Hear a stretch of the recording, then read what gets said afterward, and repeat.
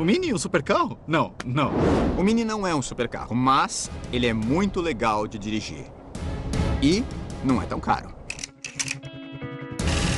O moderno Mini Cooper.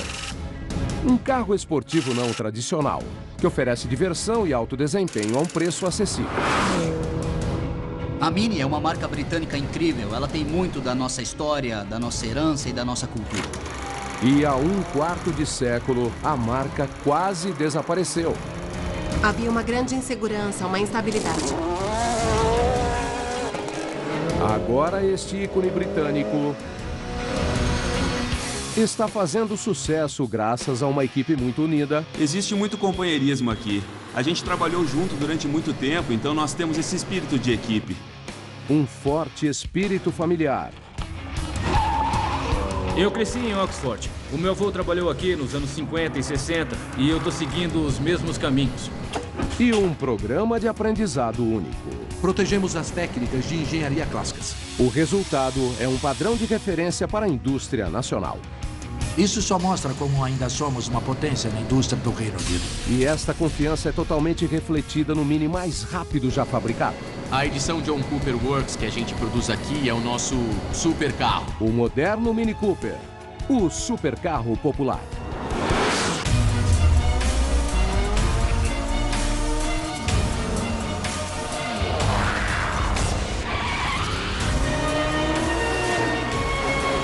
Por dentro dos supercarros.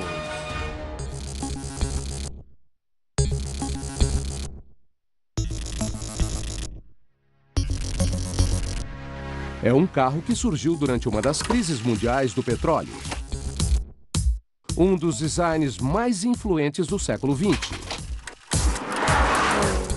E uma máquina peculiar que é verdadeiramente britânica. O Mini nasceu na Inglaterra e é ótimo que ainda seja produzido aqui. É nosso e é especial. Tem muitos carros por aí que você precisa olhar na traseira para saber quais são. Mas quando você vê o Mini, na hora sabe que é o Mini. Os Minis não são feitos para exibir números impressionantes. Apenas sorrisos por quilômetro. Ele é como um kart turbinado, que proporciona muita emoção a um preço reduzido. Poucos veículos oferecem tanta potência em um tamanho tão reduzido. A marca do Mini sempre foi um desempenho impressionante num carro pequenininho. Modelos básicos custam a partir de $19 mil. Mas, se quiser fazer seu dinheiro valer... O modelo superior à edição John Cooper Works sai por razoáveis $34 mil. O mais surpreendente é que o Mini populariza a potência. Ele é um carro pequeno, veloz, muito fácil e divertido de dirigir e tem um preço mais acessível. Desempenho econômico combinado com uma sensibilidade profundamente britânica.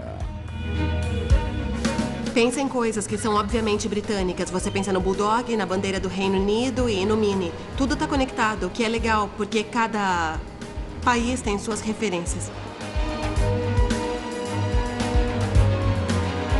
Hoje, os carros são vendidos em mais de 110 países. E cada um deles começa da mesma forma.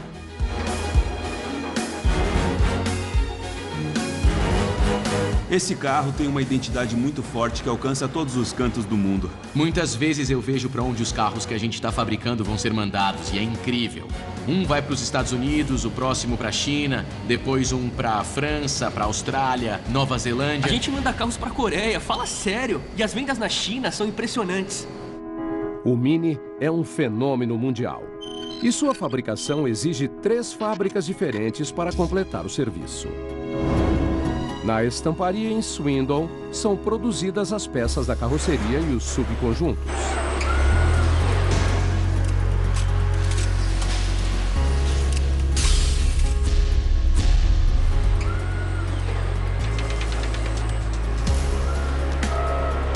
Motores de 3 e 4 cilindros são produzidos em Hams Hall, no distrito de North Warwickshire.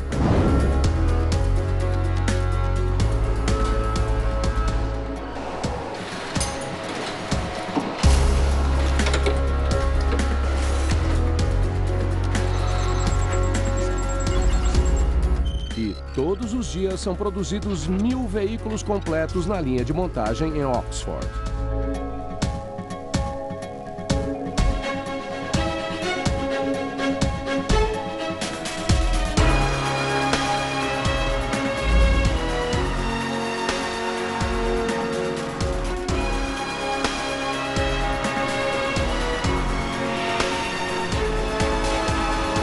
Estamos fabricando o hatch 2 portas, o hatch 4 portas e o novo Mini Clubman.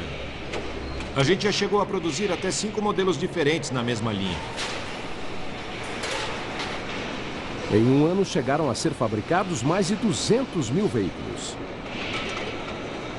Os carros chegaram da pintura em uma sequência definida. E a gente já começou a instalar algumas das peças. A cada 68 segundos, um carro é finalizado. A gente trabalha 24 horas em dias úteis. São 3 turnos, 5 dias por semana. A velocidade exige uma longa linha de montagem de 1,7 km. Tem 224 estações na linha principal, desde o momento que o carro chega da pintura até a última estação. Quase 5 mil artesãos instalam e encaixam as peças dentro de uma instalação do tamanho de quase 100 campos de futebol. Aqui a gente instala os cabos, é uma das partes mais complicadas do processo. Aquela coisa grande que você está vendo ali é o forno. E ficam 18 conjuntos de cabos lá a 60 graus, todos em sequência. A gente pega um conjunto de cada vez, abre e instala no carro. Depois disso, está tudo pronto para o pessoal conectar as outras peças. Cada conjunto de cabos pesa 20 quilos e possui mais de 500 grampos que devem ser encaixados na estrutura. A minha seção é uma das áreas que exige mais esforço físico, por causa do peso da instalação e da grossura dos feixes de cabos. É um processo difícil. O alto número de estações e a velocidade do ciclo garantem que não haja muito tempo ocioso. Para manter a linha sempre funcionando, os empregados têm o auxílio de uma equipe reserva. Esse é o pessoal da linha de frente, são eles que montam os carros e são a parte mais importante da nossa companhia. Eu estou aqui para dar apoio, se eles tiverem algum problema, me avisam para eu ajudar, assim o processo não é afetado. O pessoal se esforça ao máximo, tá todo mundo em sintonia na maior parte do tempo. E o nosso grande objetivo aqui é construir o carro perfeito. E esse é o Mini, ele é um grande carrinho perfeito. É um bom trabalho, dá muito orgulho trabalhar aqui. A paixão aqui é palpável e histórica. Esta é a mais antiga instalação para a produção de veículos em massa. Construída em 1913, a fábrica de Oxford produziu mais de 11 milhões e meio de carros de 7 diferentes marcas. É histórico, é especial. A gente tem orgulho de trabalhar aqui e trabalhar para a Mini. Eu tenho orgulho de saber que eu fiz parte da fabricação desse produto. Eu acho que fazer parte de algo tão singular, para mim, é uma grande oportunidade. Existem muitas companhias que mudam sua fórmula básica, mas a Mini não fez isso. O carro continua tão legal de dirigir como quando foi lançado nos anos 50. O Mini pode ser um ícone britânico, mas sua criação aconteceu graças a um diplomata francês chamado Ferdinand de Lesseps, que se inspirou ao ler um livro sobre a tentativa de Napoleão de conectar o Mar Mediterrâneo com o Mar Vermelho. Levou 37 anos, mas em 1869 seu sonho se tornou realidade com a abertura do Canal de Suez. A via se tornou fundamental para o comércio internacional e no início dos anos 50, 2/3 do fornecimento de petróleo da Europa passavam por ela. Porém, em 1956, o Egito nacionalizou o canal. Este ato iniciou uma reação em cadeia, que acabou levando a uma crise mundial do petróleo. A história do Mini começou com uma crise de combustível por causa do petróleo. Os veículos precisavam ser muito mais eficientes nesse sentido. Na Grã-Bretanha, o governo iniciou um programa de racionamento de combustível que limitou os motoristas a apenas 18 litros de combustível por mês.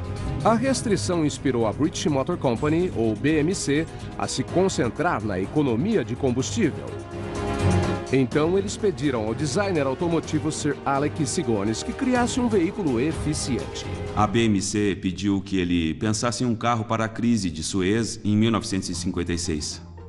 A tarefa possuía uma única exigência: Comportar 4 pessoas confortavelmente em um carro com menos de 3 metros de comprimento. Eu soube que ele começou na cozinha. Ele usou 4 cadeiras e convidou os amigos para medir quanto espaço 4 pessoas precisam. A maioria dos carros da época possuía tração traseira e um motor montado longitudinalmente. A inspiração de Issigonis foi girar o motor 90 graus. A melhor ideia dele foi deixar o motor transversal. Esse é um princípio básico para carros que precisam ser pequenos e compactos. Essa é uma técnica de construção aplicada até hoje. Em seguida, Issigonis decidiu dar ao carro tração dianteira. Por fim, ele projetou um sistema de transmissão compacto encaixado sob o motor e não atrás. Todo o sistema de tração de Issigonis ocupava apenas 60 centímetros do novo carro, permitindo que 80% do espaço fosse reservado aos passageiros. E no final das contas, ele projetou um carro muito legal de dirigir. E as pessoas logo se tocaram disso. Ele era fácil de manusear, o que era ótimo. Em 1959, a British Motor Company lançou o Mini. Um carro de 4 cilindros e 2 portas com uma estrutura monocoque. Inicialmente, o veículo era oferecido com um motor de 34 cavalos que rendia impressionantes 58 km por litro, eficiente até para os dias de hoje. Mas foi o que aconteceu em seguida que definiu o termo hot hatch.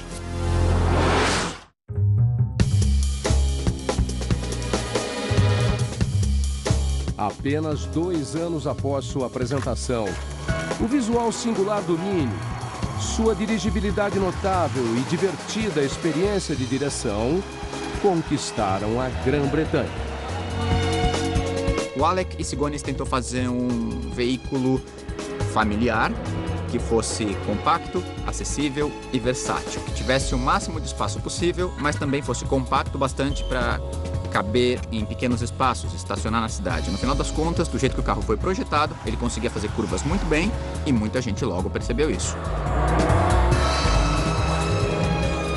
E entre estas pessoas estava o chefe de equipe de Fórmula 1, John Cooper. O John Cooper era um fabricante que trabalhava na Fórmula 1. Ele era fã do Alec Issigonis. Ele reconheceu o potencial do Mini. Em 1961, Cooper retirou o motor de fábrica do carro. Instalou 2 carburadores, freios a disco e um câmbio curto derivado de carros de corrida. O resultado foi o Mini Cooper, um carro de corrida para as massas. Se a coisa tiver um motor, alguém vai tentar apostar uma corrida. É assim que funciona, não importa se é um banquinho de bar ou uma motocicleta. E foi o que aconteceu com o Mini. No fim dos anos 70, a marca já havia vendido mais de 4 milhões de carros. O John Cooper era um piloto que correu com Minis e também os personalizou. A companhia deve parte da sua popularidade ao sucesso que ele teve. Hoje em dia, esses modelos hatch de 3 e 5 portas são chamados de hot hatches, um termo que John Cooper ajudou a criar e que define o atual modelo de ponta, o JCW. JCW quer dizer John Cooper Works. É uma homenagem a John Cooper, que correu com os primeiros Minis. Esse é um carro que, apesar de ter uma origem muito humilde e ser bonitinho, na verdade ele tem um desempenho incrível. É um super carro com um super desempenho, mas que qualquer um pode ter. Eu mesmo, em várias ocasiões, já vi muita gente sorrindo sem parar só porque estava dirigindo um desses carros. O JCW é divertido para fazer curvas na pista. Mas ele tem um início semelhante ao de todos os outros, na estamparia em Swindon. A gente está na área de corte da estamparia de Swindon. Esse é o primeiro passo do processo. Nós pegamos esse aço em bobinas, como está atrás de mim, e usamos máquinas para desenrolar e cortar o aço em chapas.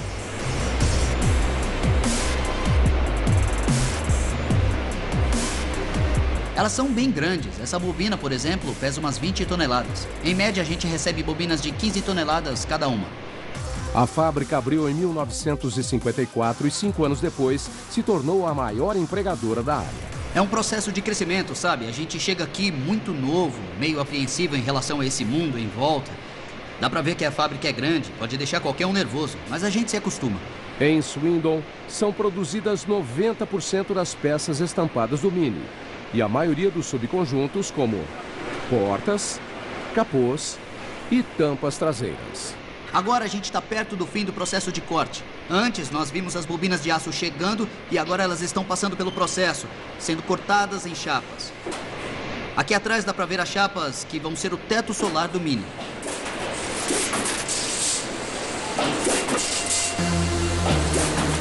As chapas do teto são extremamente finas. A altura de cada uma é igual a de apenas 7 folhas de papel empilhadas. É numa máquina como essa que a gente realiza a primeira operação, que é a conformação do metal. As máquinas variam em idade e potência. As maiores utilizam 5.000 toneladas de força, que é metade do peso da Torre Eiffel, para moldar uma chapa de metal em poucos segundos.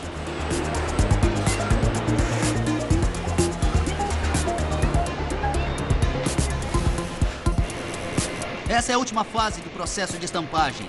A gente cortou as chapas, moldamos os painéis e agora é realizada uma inspeção visual para garantir que as superfícies não tenham defeitos e estejam perfeitas. Após uma peça ser estampada, ela é levada à sala de soldagem. Eles trazem as peças até aqui, onde elas vão passar pela soldagem robotizada. Mais de 200 robôs de soldagem criam partes da carroceria, uma faísca de cada vez. Robôs oferecem uma precisão bem maior e também tornam o processo bem mais rápido. E eles precisam ser rápidos. O tempo do ciclo da sala de soldagem está diretamente ligado à velocidade da linha de montagem final em Oxford. Cada unidade individual leva cerca de 60 segundos para ficar pronta. Nós temos que estar sincronizados com o ritmo de Oxford. Eu acho que o volume de painéis produzidos aqui é impressionante. Nós produzimos 11.000 conjuntos por dia, o que é surpreendente.